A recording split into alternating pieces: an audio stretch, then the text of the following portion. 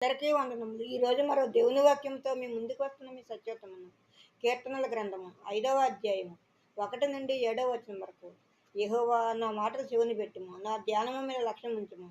నా రాజా, నా దేవ, నా ఆత్మధ్వని ఆలకించుము. నిన్నే ప్రార్థించుచున్నాను. యెహోవా, ఉదయమున నా కంఠస్వరము నీకు వినబడును. ఉదయమున నా ప్రార్థన నీ సన్నిధిని సిద్ధం చేసి కాచియుండుము. నీవు దుష్టత్వమును చూసి ఆనందించు దేవుడవు కావు. చెడుతనమునకు నీ యొద్ద చోటు లేదు.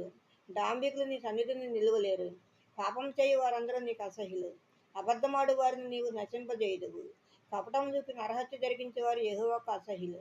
నేనైతే నీ కృపాతిశయమును బట్టి నీ మందిరంలో ప్రవేశించదను. నీ ఎడల భయభక్తులు కలిగి నీ పరిశుద్ధాలయం దిక్కు చూసి నమస్కరించదను. ఆమేన్. మరో దేవుని వాక్యంతో రేపు మీ ముందు ఉంటాను. అందరికీ శుభరాత్రి. మన ప్రభువును ప్రియరక్షకుడైన యేసుక్రీస్తు కృప, కాపుదల, రక్షణ, ఆశీర్వాదము మనందరికీ ఇప్పుడు ఎప్పుడు సదాకాలము తోడై ఉండును గాక. ఆమేన్.